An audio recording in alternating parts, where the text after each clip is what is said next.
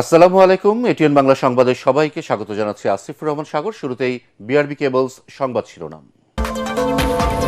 জুলাই সনদ ও সংস্কারের কথা বলে একটি গুপ্তদল জাতিকে বিভ্রান্ত করছে, বগুড়া সমাবেশে প্রধানমন্ত্রী। ফ্যাসিবাদ রুখতে সাংবিধানিক প্রতিষ্ঠানকে শক্তিশালী করছে সরকার। জ্বালানি সংকট নিয়ে সংসদ অধিবেশনে তুমুল বিতর্ক, দাম বাড়লেও মূল্যস্ফীতি ততটা বাড়বে না বাণিজ্যমন্ত্রী। মালয়েশিয়ার সংকেত পেলেই কর্মী পাঠানো শুরু। আজ শুরু হচ্ছে এসএসসি ও সমমানের পরীক্ষা। প্রশ্ন ফাঁস, নকল রোধে থাকছে ডিজিটাল নজরদারি। খাতা মূল্যায়নে কোনো নির্দেশনা থাকবে না শিক্ষামন্ত্রী। গত 24 ঘন্টায় হামে 3 জনের মৃত্যু, হাসপাতালে ভর্তি প্রায় 1200।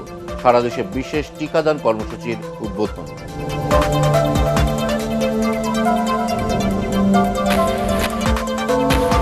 এবং দ্বিতীয় দফা আলোচনায় অংশ নিতে পাকিস্তানে মার্কিন প্রতিনিধি দল। যুক্তরাষ্ট্রের অবরোধ অব্যাহত থাকলে আলোচনায় বসবে না ইরান।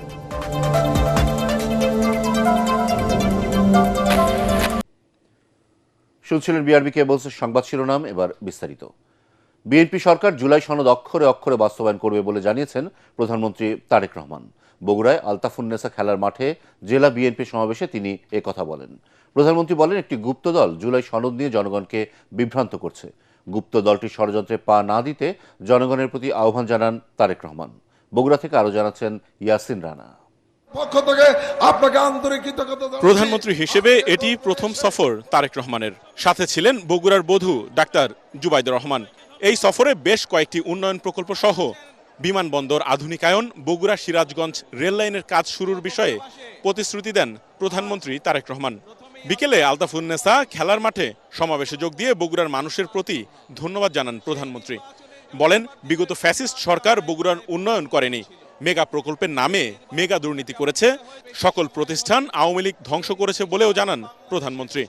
বাংলাদেশের আর কোন রাজনৈতিক দল, বিএনপি ছাড়া অন্য রাজনৈতিক দল সংস্কারের শব্দটিও তখন উচ্চারণ করেনি। স্বৈরাচারের ভয়।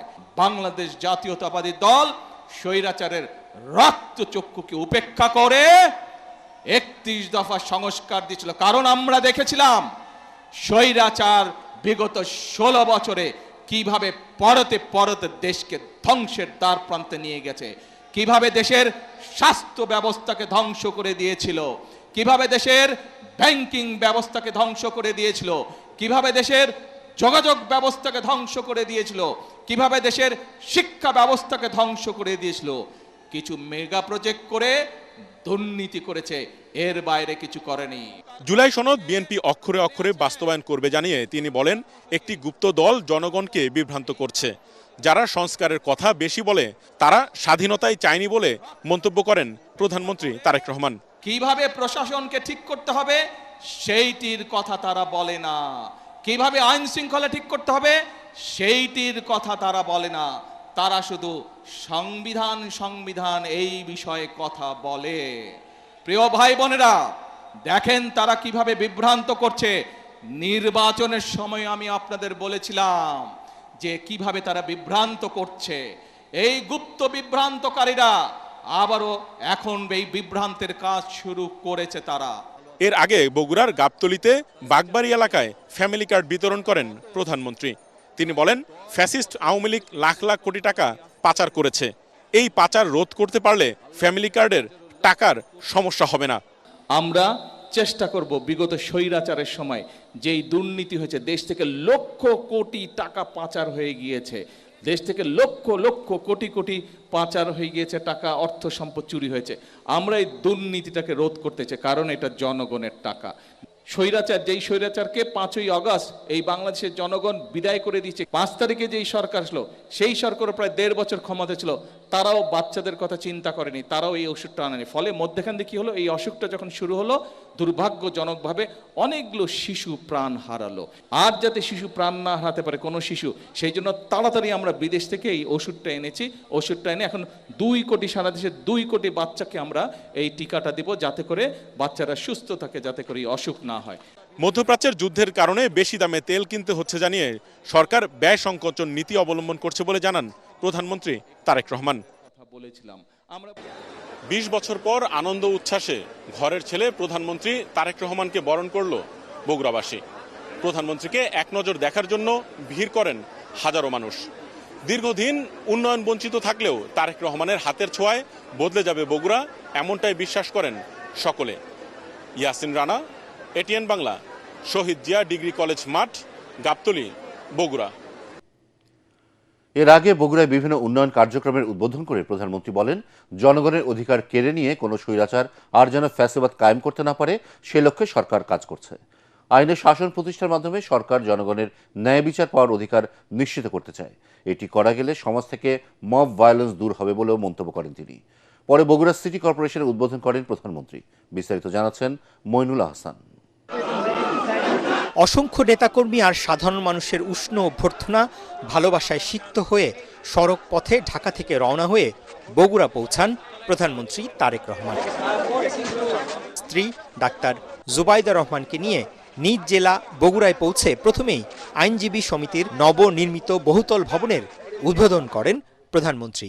টোটাল 23 লক্ষ টাকা এই কোর্ট বিলিং এর বিভিন্ন কাজের জন্য আজকে হস্তান্তর করা হচ্ছে। পরে জেলা ও দায়রা জজ আদালতে ইলেকট্রনিক জামিননামা বেল বন্ড সিস্টেম উদ্বোধন অনুষ্ঠানে যোগ দেন প্রধানমন্ত্রী।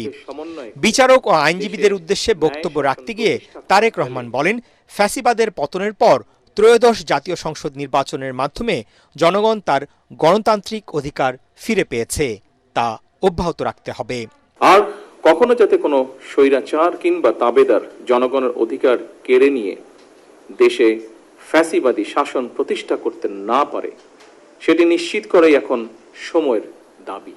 এবং সেই লক্ষ্যেই বর্তমান সরকার দেশের প্রতিটি সাংবিধানিক প্রতিষ্ঠানকে শক্তিশালী করতে যথাযথভাবে পদক্ষেপ গ্রহণের চেষ্টা করছে। প্রধানমন্ত্রী বলেন, আওয়ামী লীগের শাসনামলে বিচার বিভাগকে ব্যবহার করে বিরোধী মত দমন ও জনগণের ন্যায় বিচার পাওয়ার অধিকার কেড়ে নেওয়া হয়েছিল। ফ্যাসিবাদী শাসনামলে আমরা দেখেছি আইনের দোহাই দিয়েই এমনকি রাতের বেলা আদালত বসিয়ে ভিন্ন দল এবং মতের শত শত মানুষকে শাস্তি দেওয়া হয়েছে। সেগুলো অবশ্যই ন্যায় বিচার ছিল না, বরং অবিচার চালানো হয়েছিল। তারেক রহমান বলেন, বিচার বিভাগের আধুনিকায়নের মাধ্যমে একদিকে বিচার প্রার্থীদের ভোগান্তি লাঘব, অন্যদিকে জনগণের ন্যায় বিচার পাওয়ার অধিকার নিশ্চিত করতে চায় সরকার। আপনারা এই প্রযুক্তিকে সাদরে গ্রহণ করে বিচার প্রার্থীদের দ্রুত সেবা নিশ্চিত করতে অগ্রণী ভূমিকা পালন করবেন। দিনব্যাপী ব্যস্ত কর্মসূচির অংশ হিসেবে পরে দেশের 13তম সিটি কর্পোরেশন হিসেবে বগুড়া সিটি কর্পোরেশনের ফলক উন্মোচন করেন প্রধানমন্ত্রী তারেক রহমান। সংক্ষিপ্ত বক্তব্যে প্রধানমন্ত্রী নিজ শহরকে পরিচ্ছন্ন রাখতে সবার প্রতি আহ্বান জানান। প্রশাসনটা করবে, কিন্তু নিজের ঘর তো নিজেকে পরিষ্কার রাখতে হবে, তাই নয় কে? দীর্ঘ 2 দশক পর পৈতৃক ভিটা বাগবাড়িতে যাওয়ার পথে হাজারো মানুষ রাস্তায় নেমে এসে ঘরের ছেলেকে বরণ করে নেন। সেখান থেকে জিয়াউর রহমান গ্রাম হাসপাতালে গিয়ে হাম রুবেলা টিকাদান ক্যাম্পেইন উদ্বোধন করেন প্রধানমন্ত্রী। পাশেই চৌকিরদহ খাল খনন কর্মসূচির সূচনা করে পরে প্রধানমন্ত্রী তার পৈতৃক ভিটায় কিছু সময় অবস্থান করেন। মইনুল আহসান, এটিএন বাংলা। জ্বালানি সংকট নিয়ে সংসদ অধিবেশনে তুমুল বিতর্কে জড়িয়েছেন বিরোধী দলীয় নেতা ডাক্তার শফিকুর রহমান এবং স্বরাষ্ট্রমন্ত্রী সালাউদ্দিন আহমদ। জামায়াতের আমির এই সংকট নিয়ে আলোচনার জন্য সংসদ মুলতবির প্রস্তাব দিলে এর বিরোধিতা করেন স্বরাষ্ট্রমন্ত্রী। পরে বিরোধী দলীয় নেতার প্রস্তাব গ্রহণ না করে মঙ্গলবারে কর্মসূচিতে 1 ঘণ্টা আলোচনার জন্য সময় নির্ধারণ করেন deputy speaker barrister Kaisar Kamal.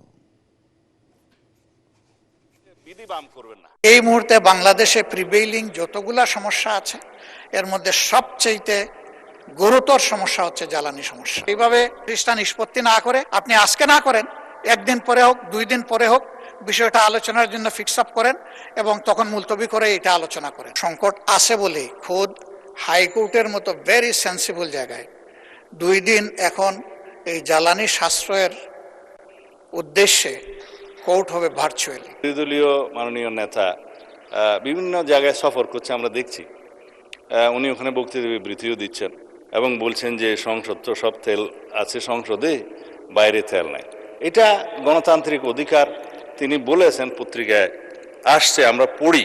মুলতবি প্রস্তাব গ্রহণ করে সংসদের বৈঠক মুলতবি করে আলোচনার মতো এই বিষয়টি গুরুত্ব রাখে কিনা, এবং আমাদের দেশে জ্বালানি তেল এবং গ্যাসের কোনো সংকট নেই, সেটা আমরা পরিসংখ্যান দিয়ে আমরা দেখিয়েছি, মাননীয় মন্ত্রী দেখিয়েছেন। সংসদকে মুলতবি করে আলোচনা না করে এই আলোচনাটাই আমরা সংসদের চলমান অবস্থায় সাধারণ আলোচনা নিয়ে যাই। সময়ের প্রেক্ষিতে এটা আমরা আলোচনার ভিত্তিতে আধা ঘন্টার জায়গায় 1 ঘন্টা করতে পারি, 1.5 ঘন্টা করা যেতে পারে, বাট মুলতবি না রেখে। জ্বালানির দাম বাড়লেও মূল্যস্ফীতি বৃদ্ধি পাবে না বলে সংসদকে আশ্বস্ত করেছেন বাণিজ্যমন্ত্রী খন্দকার আব্দুল মুক্তাদির। যুদ্ধের কারণে বিশ্বের অন্যান্য দেশের তুলনায় বাংলাদেশের মূল্যস্ফীতি সহনীয় বলেও দাবি করেন মন্ত্রী। মধ্যপ্রাচ্য সংকটের কারণে রেমিটেন্সে চাপ পড়তে পারে জানিয়ে তিনি আরও বলেন, বাংলাদেশি পণ্যের জন্য নতুন নতুন বাজার খোঁজার কাজ চলছে। এ সময় প্রবাসী কল্যাণ প্রতিমন্ত্রী নুরুল হক নূর সংসদকে জানান, মালয়েশিয়া সরকারের সংকেত পেলেই দেশটিতে কর্মী প্রেরণ শুরু হবে। ইমদাদুল্লাহ বাবুর রিপোর্ট। সংসদের প্রথম অধিবেশনের ১৭তম দিনে সংসদ সদস্যদের প্রশ্নোত্তর পর্বে আলোচনায় উঠে আসে জ্বালানির মূল্য বৃদ্ধি প্রসঙ্গ। এর ফলে সাধারণ মূল্যস্ফীতি ৮.৭১% থেকে আরও বেড়ে যাবে বলে শঙ্কা প্রকাশ করেন সংসদ সদস্যরা। পাশাপাশি আমেরিকা ও ইরান যুদ্ধের প্রভাবে বাংলাদেশের অর্থনীতির ভবিষ্যৎ নিয়েও উদ্বেগ প্রকাশ করেন তারা। বাংলাদেশের মূল্যস্ফীতি বহুদিন ধরেই ডাবল ডিজিটে ছিল, এখন সেটা ৯% কিছু উপরে, খাদ্যদ্রব্য বিশেষ করে। এই মূল্যস্ফীতি নিয়ন্ত্রণে আমাদের মাননীয় মন্ত্রী কোনো পদক্ষেপ নেবেন কিনা? জবাবে বাণিজ্যমন্ত্রী খন্দকার আব্দুল মুক্তাদির সংসদকে জানান, জ্বালানির মূল্যবৃদ্ধি মূল্যস্ফীতি বাড়ানোর মতো কোনো উপাদান নয়। মূল্যস্ফীতিটা সেইভাবে বৃদ্ধি পাবে না কেন, এটা একটু বোঝা দরকার। পৃথিবীতে জ্বালানি তেলের মূল্য যে অনুপাতে, যে রেশিওতে বৃদ্ধি পেয়েছে, তার তুলনায় বাংলাদেশের যে মূল্য বৃদ্ধি হয়েছে সেটা নিতান্তই মডেস্ট। এমনি শুনলে যেটা মনে হয় যে জ্বালানির মূল্য বৃদ্ধি পেয়েছে, কিন্তু আমরা যদি পরিবাহিত পণ্যের ইউনিটের ভিত্তিতে হিসাব করি, তাহলে সেই বৃদ্ধিটা ওরকম মূল্যস্ফীতির জন্য ওইরকম মানে মূল্যস্ফীতির ঘটানোর মতো উদ্দীপক কিছু না, ওরকম কোনো এলিমেন্ট না। এ সময় মধ্যপ্রাচ্য সংকটের ফলে প্রবাসী কর্মীদের জন্য শ্রমবাজার সংকুচিত হওয়ায় রেমিটেন্সে প্রভাব পড়বে বলে উদ্বেগ প্রকাশ করেন সংসদ সদস্যরা। প্রবাসী কল্যাণ প্রতিমন্ত্রী নুরুল হক নূর জানান, সরকার মালয়েশিয়া, থাইল্যান্ড ও কম্বোডিয়ায় কর্মী প্রেরণ শুরু করবে। মালয়েশিয়ান কর্তৃপক্ষের সাথে একটি ইতিবাচক আলাপ আলোচনা হয়েছে এবং তারা আশ্বস্ত করেছেন যে খুব দ্রুতই বাংলাদেশিদের জন্য মালয়েশিয়া যাওয়ার পথটি খুলে দেবেন। আশা করি এটি খুব দ্রুতই একটা ফলাফল আমরা পাবো, কিন্তু ওইভাবে নির্দিষ্টভাবে তো দিন তারিখ, যেহেতু এটা তাদের উপরে নির্ভর করে। আমাদের এই দিক থেকে আমরা প্রস্তুত, আমাদের প্রশিক্ষণ, আমাদের লোকবল রেডি, আমাদের যে অন্যান্য কাজ সেগুলো আমাদের সম্পন্ন। এখন ওখান থেকে সিগন্যাল পেলেই আনুষ্ঠানিকভাবে আমাদের দেশ থেকে প্রবাসী কর্মী যাওয়া শুরু হবে। অধিবেশনে নিজ এলাকা নোয়াখালীতে বারবার প্রাণনাশের হুমকির অভিযোগ তুলেছেন বিরোধী দলীয় সংসদ সদস্য হান্নান মাসুদ। স্বরাষ্ট্রমন্ত্রী সালাউদ্দিন আহমদ এ বিষয়ে তাকে সংশ্লিষ্ট থানায় অভিযোগ দায়েরের পরামর্শ দেন। অস্ত্র হাতে আমাকে কোফাতে আসা হয়েছে, একজন সংসদ সদস্য হিসাবে আমি এই বিষয়টা এখানে উপস্থাপন করতে বাধ্য হচ্ছি। আমি কনসার্ন জানাচ্ছি, এবং আমার উপর যদি পরের বার আক্রমণ হয় সেটাকে ট্রেজারি বেঞ্চ থেকে দায়িত্ব নিবে কিনা। আমি আশ্বস্ত করতে চাই, শুধু মাননীয় সংসদ সদস্য যিনি উত্থাপন করেছেন তার বিষয়ে নয়, যে কোনো মাননীয় সংসদ সদস্য হাউজের যদি সেই রকম কোনো পরিস্থিতির শিকার হন, তাহলে যেন বিষয়টি স্বরাষ্ট্র মন্ত্রণালয়ের নজরে তাৎক্ষণিকভাবে আনেন, অথবা নিকটস্থ থানায় সেই বিষয়ে অভিযোগ দাখিল করেন। আইন শৃঙ্খলা পরিস্থিতি নিয়ন্ত্রণে সরকার কঠোর বলেও সংসদকে জানান স্বরাষ্ট্রমন্ত্রী। ইমদাদুল্লাহ বাবু, ATN বাংলা, ঢাকা। ডিপো থেকে সময় মতো পর্যাপ্ত তেল সরবরাহ না করায় ভোগান্তি কমছে না গ্রাহকদের। তেলের দাম বাড়লেও রাজধানীর ফিলিং স্টেশনগুলোতে রয়েছে আগের মতোই যানবাহনের দীর্ঘ সারি। ফলে পেট্রোল পাম্প কেন্দ্রিক সড়কে সৃষ্টি হচ্ছে তীব্র যানজটের। আজ শুরু হচ্ছে SSC ও সমমানের পরীক্ষা। এবার পরীক্ষার্থী 18.5 লাখের বেশি। পরীক্ষা নির্বিঘ্ন করতে সব ধরনের ব্যবস্থা নেওয়ার কথা জানালেন শিক্ষামন্ত্রী আ.ন.ম এহসানুল হক মিলন। প্রশ্ন ফাঁস ও নকল বন্ধে থাকবে স্যাটেলাইট নজরদারি। তিনি জানান, এবার খাতা মূল্যায়নে নম্বর কম বেশি দেওয়ার কোনো নির্দেশনা নেই। সচিবালয়ের ব্রিফিংয়ে এসব কথা বলেন শিক্ষামন্ত্রী। রিপোর্টে জানাচ্ছেন মাহবুব কবির চপুল। জেএসসিতে অটো পাস পাওয়া শিক্ষার্থীরা এবার অংশ নিচ্ছে SSC ও সমমানের পরীক্ষায়। এবার মোট পরীক্ষার্থী 18.5 লাখের কিছু বেশি। ছাত্রছাত্রীর সংখ্যা প্রায় সমান। নতুন সরকারের অধীনে প্রথম পাবলিক পরীক্ষা আগের চেয়ে ভালো করার কথা জানালেন শিক্ষামন্ত্রী। বলেন এবার তিনি হেলিকপ্টারে ঘুরবেন না, মনিটর করবেন স্যাটেলাইটের মাধ্যমে। এই মোবাইলটা কি হেলিকপ্টার চেয়ে বেশি না? আগে হেলিকপ্টার দিয়ে ওই পাহাড়ি অঞ্চলে নামতে যে কি কষ্ট হতো, হেলিকপ্টার আমার মনে আছে। এখন এটা তো স্যাটেলাইট। এইটার মধ্যে আমি প্রত্যেকটা স্কুলের তাদের নিয়ে নিয়েছি, ব্লুটুথ দিয়ে তাদের নাম কি বলে কোড নিয়ে নিয়েছি। আমার যেখানে সন্দেহ হবে সেখানে আমি দেখব। আমরা কাজ করব, বোর্ড মিটিং করবে, আর আপনি বলবেন চাঁদাবাজি হচ্ছে। এই সমস্ত টার্মিনোলজি ইউজ করে কোনো লাভ হবে না। আমি আমার টাকায় কাকে নিব না নিব, দিস ইজ মাই বিজনেস। আমি ওই মন্ত্রী, এই মন্ত্রণালয়ে যে দুর্নীতি করবে 24 ঘন্টা থাকতে পারবে না। বিগত সময়গুলোতে পরীক্ষার সময় কোচিং সেন্টার বন্ধ থাকতো, এবার সে ধরনের কোনো নির্দেশনা থাকছে না। পরীক্ষার সময় কোচিং সেন্টার বন্ধ থাকবে, খোলা থাকবে, মানে বুঝলাম না।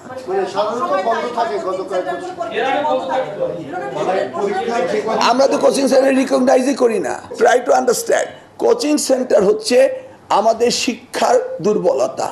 আমি ছাত্রছাত্রীকে পড়াই না, তাই কোচিংয়ে যায়, আমি সেটা অ্যাড্রেস করেছি। তিনি জানান পরীক্ষা শেষ হবার 2 মাসের মধ্যে ফলাফল দেয়া হবে। পাশের হার কমাতে বা বাড়াতে কোনো মেকানিজম থাকবে না সরকারের। আমরা এমন কোনো ইনস্ট্রাকশন দেইনি, এবং খাতা যেইভাবে লিবারেল ওয়েতে দেখতে হবে সেটাই তারা দেখবে। একটি প্রশ্নের উত্তর যদি 10টি লাইন থাকে, 9টি যদি ঠিক হয়, ওই যেইভাবে পার্সিয়ালি নাম্বার দেওয়া সেই সঠিকভাবেই দিতে হবে। এইখানে অন্য কোনো ব্যবস্থা নেওয়া হয়নি, এবং এক্সামিনার বাড়ানো হচ্ছে যাতে খাতাগুলো সুন্দরভাবে দেখেন। পরীক্ষার সময় বিদ্যুৎ বিভ্রাট সমাধানে জ্বালানি মন্ত্রণালয়কে চিঠি দেওয়ার কথা জানান শিক্ষামন্ত্রী। বলেন পরবর্তীতে এসএসসি সহ সব পরীক্ষা ডিসেম্বরের মধ্যে নেয়ার পরিকল্পনা চলছে। ডিসেম্বর পত্রে পরীক্ষা হতে হবে, loud and clear. Mahbub Kabir, Chapal, ATN Bangla, Dhaka. গত 24 ঘন্টায় হাম ও এর উপসর্গ নিয়ে আরও 3 শিশুর মৃত্যু হয়েছে। এদের মধ্যে হামের উপসর্গ নিয়ে 2 এবং হামে আক্রান্ত হয়ে 1 শিশু মারা গেছে।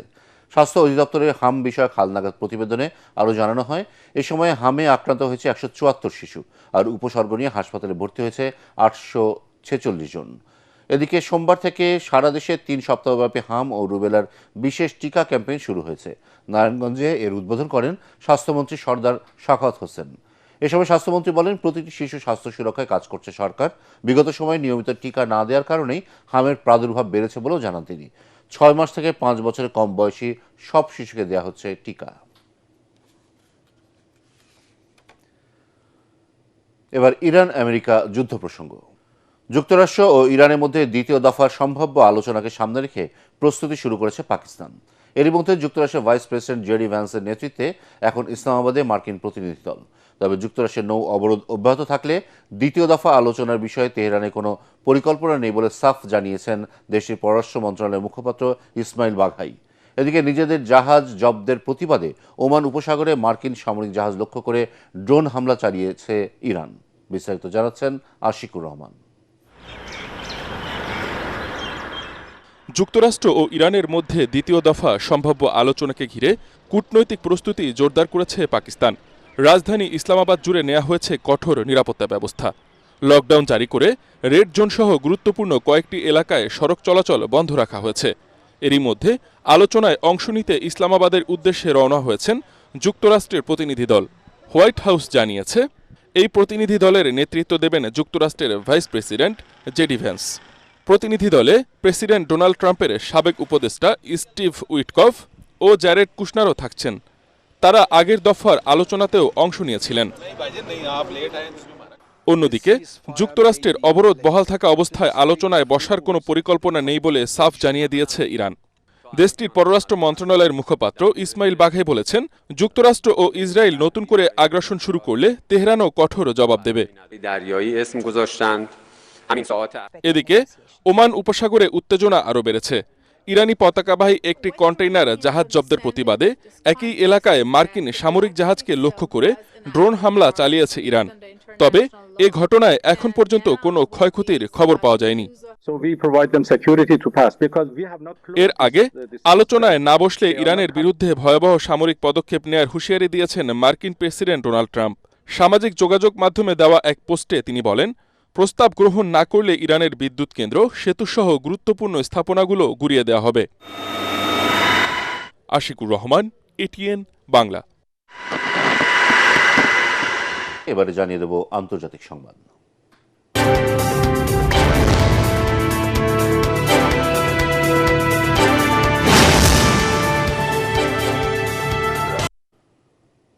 জাপানের 7.4 মাত্রার শক্তিশালী ভূমিকম্প আঘাত এনেছে।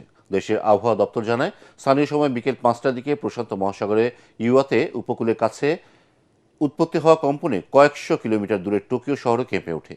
এর মধ্যে 10 ফুট উচ্চতার সুনামির সতর্কতা জারি করেছে প্রশাসন। প্রধানমন্ত্রী সানায়ে তাকাইচি জরুরি সতর্কতা জারি করে উপকূলীয় এলাকার বাসিন্দাদের দ্রুত ও নিরাপদ উঁচু স্থানে সরে যেতে নির্দেশ দিয়েছেন। সতর্কতা প্রত্যাহার না হওয়া পর্যন্ত সেখানে অবস্থান করতে বলা হয়েছে। জাপানের জাতীয় সংবাদ মাধ্যম বলছে, আগামী 48 ঘন্টার মধ্যে আরও ভূমিকম্প ও সুনামির আশঙ্কা রয়েছে। এখনও ক্ষয়ক্ষতি তথ্য না এলেও কয়েকটি বিশেষ টিম অনুসন্ধান চালাচ্ছে বলে জানায় টোকিও। এবারে জানিয়ে দেব খেলার খবর।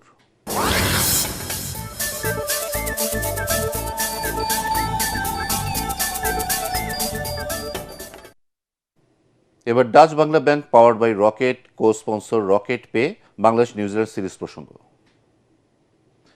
দ্বিতীয় ওয়ানডেতে নিউজিল্যান্ডকে 6 উইকেটে হারিয়ে 3 ম্যাচের সিরিজে 1-1 সমতা আনল বাংলাদেশ। মিরপুরের শেরেবাংলা স্টেডিয়ামে টসে জিতে ব্যাটিং করে 9 রানে ফাইফাতে 198 রানে অল আউট হয় নিউজিল্যান্ড।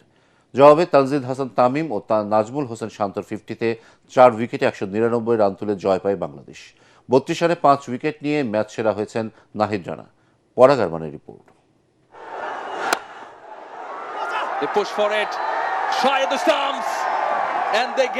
দেয়ালে পিঠ থেকে গেলে বাঘ যে কতটা ভয়াবহ হতে পারে আরও একবার তার প্রমাণ পেল নিউজিল্যান্ড। সিরিজ টিকিয়ে রাখার ডু অর ডাই ম্যাচে 87 বল হাতে রেখেই কিউইদের হারিয়ে 1-1 সমতা আনল বাংলাদেশ। 199 রানের টার্গেটে নেমে 2 বাউন্ডারিতে মারমুখী সূচনা সাইফ হাসানের, কিন্তু প্রথম ওভারের শেষ বলেই নাথান স্মিথের শিকার হন 8 রানে থাকা সাইফ। সৌম্য সরকারও সুযোগটা কাজে লাগাতে পারেননি।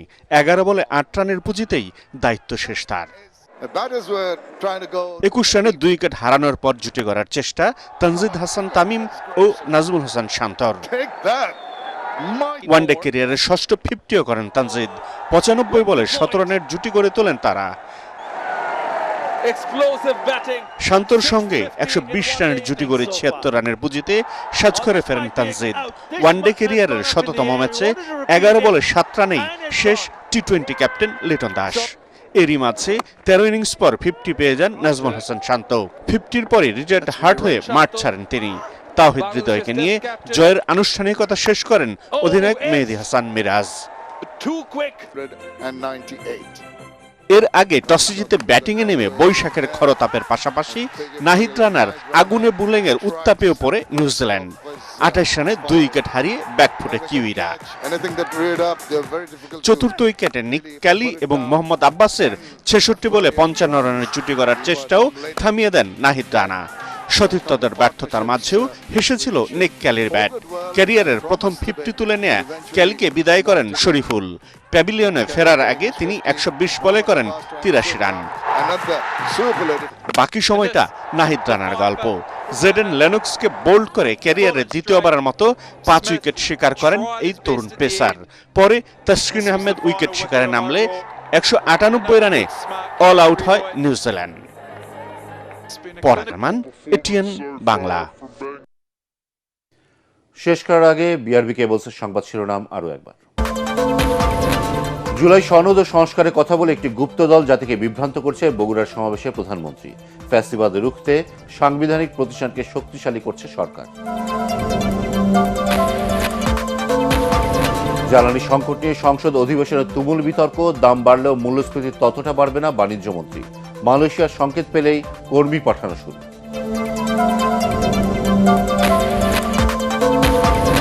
আজ শুরু হচ্ছে এসএসসি ও সমমানের পরীক্ষা। প্রশ্ন ফাঁস, নকল রোধে থাকছে ডিজিটাল নজরদারি। খাতা মূল্যায়নে কোনো নির্দেশনা থাকবে না শিক্ষামন্ত্রী। 24 ঘন্টায় হামে 3 জনের মৃত্যু, হাসপাতালে ভর্তি প্রায় 1200। সারা দেশে বিশেষ টিকাদান কর্মসূচির উদ্বোধন।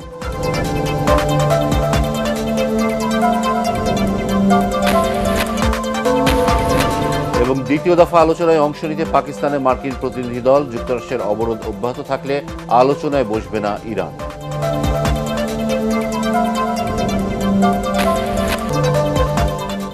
পরবর্তী সংবাদ দেখার আমন্ত্রণ জানিয়ে এখনকার মতো শেষ করছি। এটিএন বাংলা সংবাদ ইউটিউবে দেখতে ব্রাউজ করুন youtube/ATN বাংলা।